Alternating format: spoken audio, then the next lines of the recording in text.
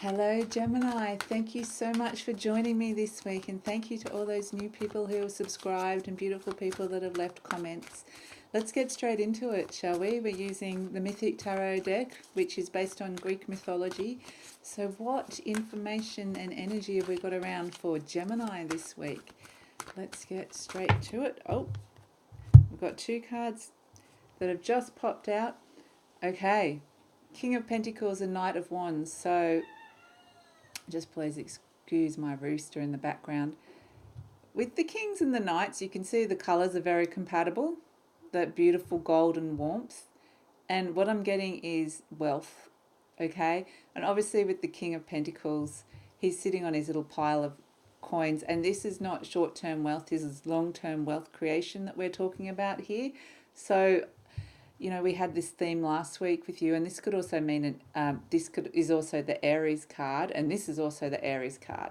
So they're both very strong fire, Aries energy happening. So it's about kind of driving forward, a vision for the future. What do you want to create?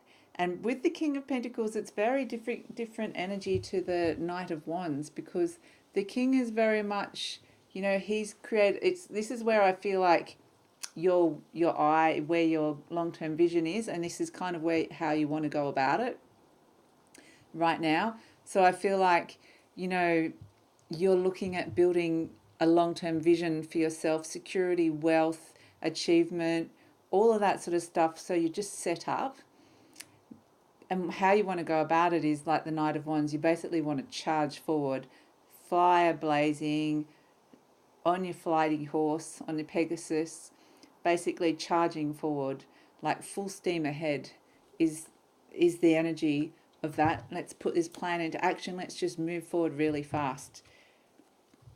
And then we have the Four of Wands, which is basically saying, well, before you do that, you need to sit and work out the details. You need to prepare. You need to gather your resources to you. This is Jason before he's about to go on his journey, his quest for the Golden Fleece. He's bringing people and resources and gathering them in. So there needs to be a plan. You need to really set your plan in place. Get your plan happening. So I'm just being told, before you charge off and go into action, that's before this fiery vision kind of has to move forward, you need to get really stuck in the details, really the practical side. This is very much the practical side. It's still with the vision, so we've still got the fire. It's still the vision, but planning for the future. But it's very much, gathering resources, making a plan. And then we have the Seven of Swords. So I think whatever this plan is, it basically, it needs to be a little bit in the shadows is the word. It needs to be something that you don't necessarily have to put out into the open yet. No, everybody doesn't need to know about it just yet. So this card is about using your guile and discretion in order to kind of achieve a means to the end. So this is, see how the character's kind of cloaked in purple, which is also that he's got this higher purpose.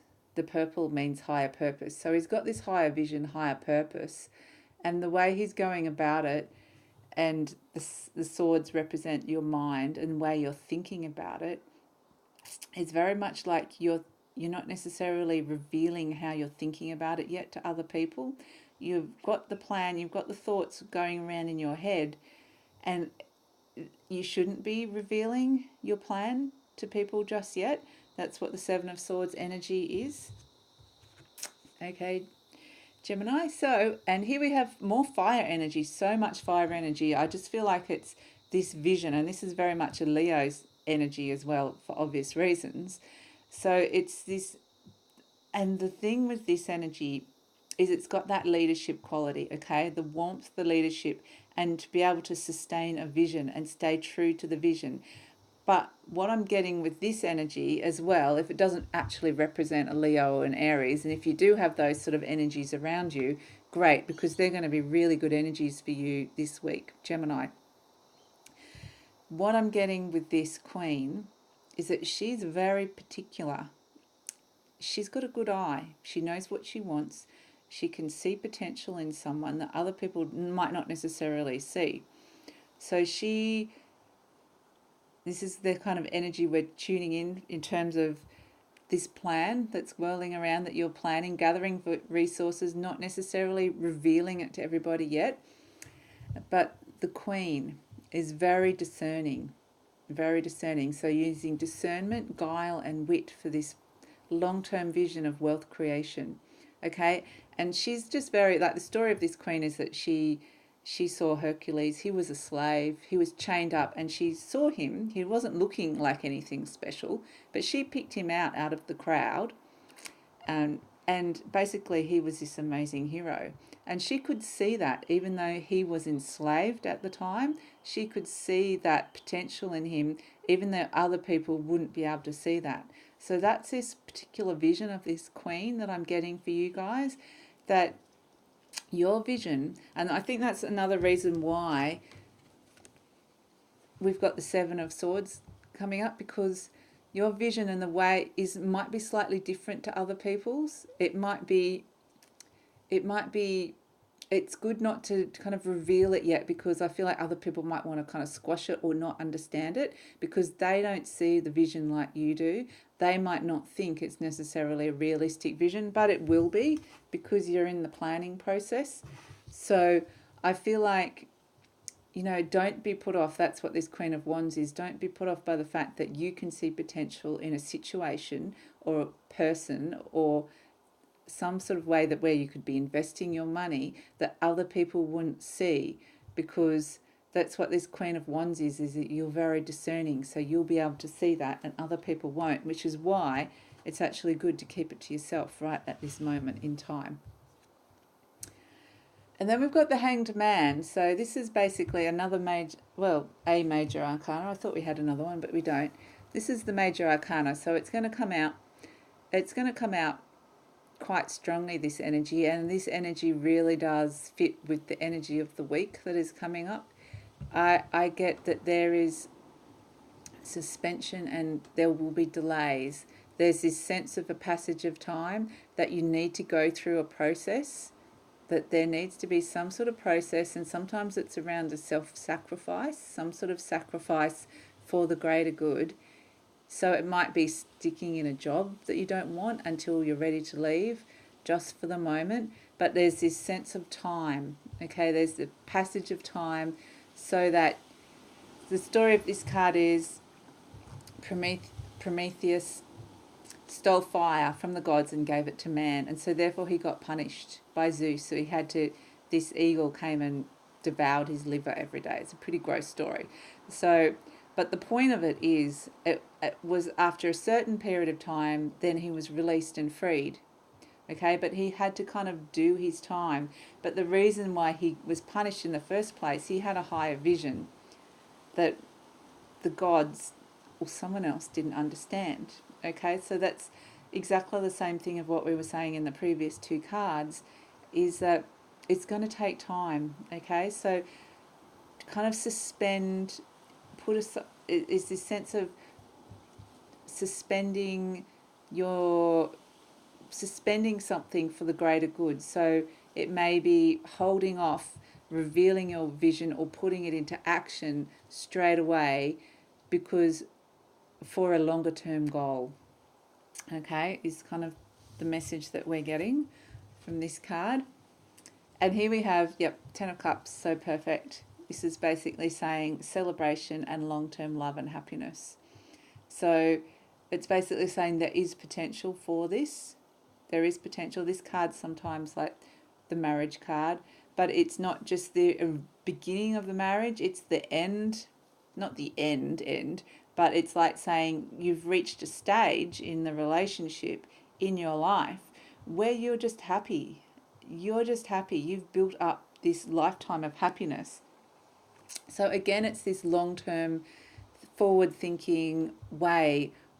And so it's really thinking about your long-term happiness and there's a union. I'm really drawn to them holding their hands. There's a union there. So I want to do this. So there's a union. So if this is a long-term plan or wealth creation with someone, it's fortuitous. That's going to bring a union with someone. If it's a union, if you have a vision of, just say, a business partnership that no one else can see but you can, it's saying it is going to bring long term. The union is there, the coming together, and the long term success and happiness is there with whatever this person and situation or money. It's all around money, but I just feel like it's the coming together of two people, two groups, two businesses. There's a partnership element, a long-term partnership element to this. Okay, so Gemini, it's sounding really good. It's sounding really, really fortuitous for you guys this week. So I'm going to ask for one last card, a card from your soul, a little final parting message, or whatever you call the higher source energies. I like soul, but whatever works for you. So let's see, what can we get for Gemini as a little parting message? Oh, it's falling out. Sorry. The Moon card. Okay. Now, immediately I just got with this card that this is about the cycles of the moon. Okay. So I feel like I got a very different meaning straight up to what this card normally means. I get that the two moons that are happening, the new moon and the full moon, are actually going to be very significant moons for you guys this month, Gemini. So we're kind of looking further forward than the week. So I'm getting that the moons are going to be significant, and actually 3 moons. So the fact that we've got the 3 head and the 3 moons, and we've got the Cancer here. So it's about, I feel like there's a 3-month period around this plan unfurling. So, and if it's not 3 months because we've got the 3 moons, I feel like that's the planning phase before everything kind of, it just feels like it's got a 3-month timeline before it can kind of launch into the next phase, whatever that is. So this phase that you're in at the moment just feels like, March, April, May, perhaps June, it's going to start kind of going into a different direction. So I'm just getting with the moon that definitely also with your planning, it's just this sense of planning step by step, cycle by cycle, the cycles. So I'm getting 3 cycles, whatever that means to you, 3 moons, 3 cycles, 3 quarters of the year, however that works out for you. I'm just getting that this is related to the plan. So the first thing I'm getting is that there's a first phase of this plan that is around this 3-month cycle, 3 moon cycle, or 3 quarters of the year cycle. But there's also this sense of there needs to be 3 kind of steps to the plan. So it just needs to be not necessarily 3, I'm getting 3, but it's just getting to plan the steps, make sure the steps are all planned out for a longer term. So this is the initial phase, basically, of the plan. So it's basically just saying plan with a long-term objective. So that's the message from the soul, which is really, really positive. And so I think that's sounding amazing this week, Gemini. I hope you have a great week and hope to see you next time. Bye.